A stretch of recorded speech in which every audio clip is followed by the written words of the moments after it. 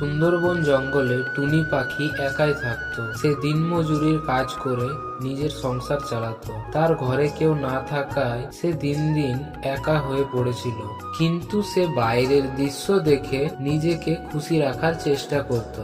একদিন টুনি বাইরের কাজে বেরিয়েছিল। উড়তে উড়তে সে একটা আপেল গাছ দেখতে পেল। সেই আপেল দেখে টুনির খুব খেতে ইচ্ছা হলো। তার কাছে টাকা না থাকায় সে আপেলগুলোকে দেখতে থাকলো। তখনই সেখানে জমির মালিক কালু কাক চলে আসে। এই কে তুমি, আর আমার আপেল গাছটিকে এমন করে কেন দেখছো?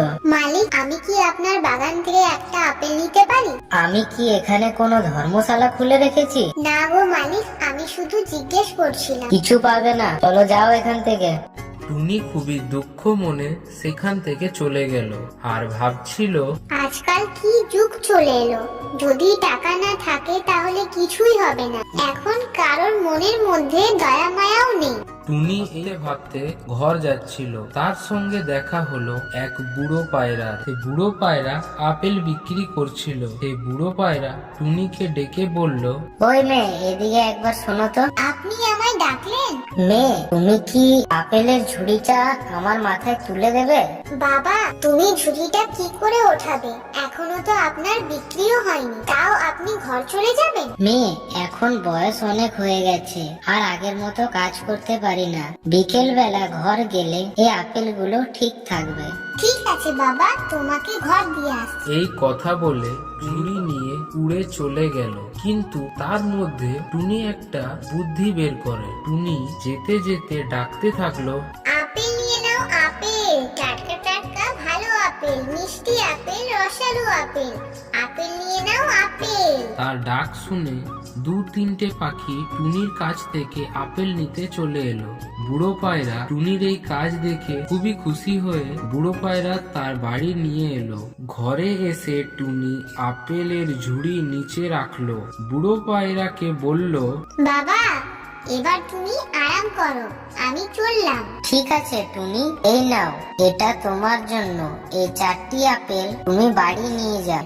ধন্যবাদ বাবা। এ কথা বলে টুনি তার নিজের বাড়ি চলে এলো। বাড়ি এসে টুনি 4টে আপেলের থেকে 2টো আপেল খেয়ে নিল। তার বীজ তার কাছে রেখে দিল। তার পরের দিন আরো 2টো আপেল খেয়ে নিল এবং তার বীজগুলোকে সে ভালোভাবে রেখে দিল।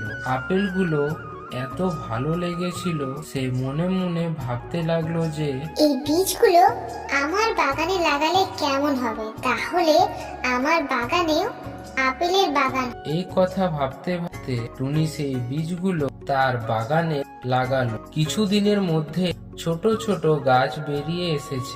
গাছগুলোকে দেখে টুনি খুবই খুশি হলো। টুনি খুবই যত্ন সহকারে তাদের খেয়াল রাখত। টুনির যত্নে সেই গাছগুলো কিছু মাসের মধ্যেই বড় গাছে পরিণত হলো।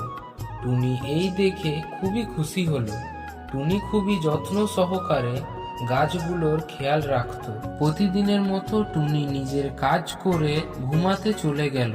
ঠিক তার পরের দিন টুনি ঘুম থেকে উঠে দেখলো যে তার সব গাছে আপেল ধরে আছে। এই দেখে টুনি খুবই খুশি হলো। আমি কোনো স্বপ্ন দেখছি না তো?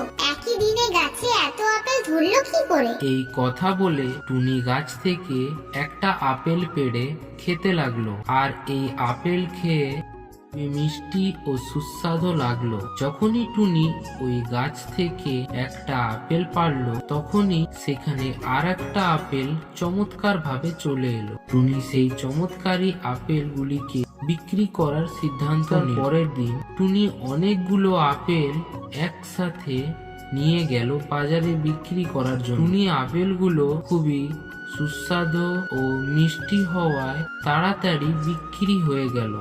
এই আপেলগুলিকে বিক্রি করে টুনি অনেক পয়সা উপার্জন করলো। সেই টাকা দিয়ে টুনি তার জন্য একটি সুন্দর বাড়ি বানালো। টুনি বিয়ে করলো।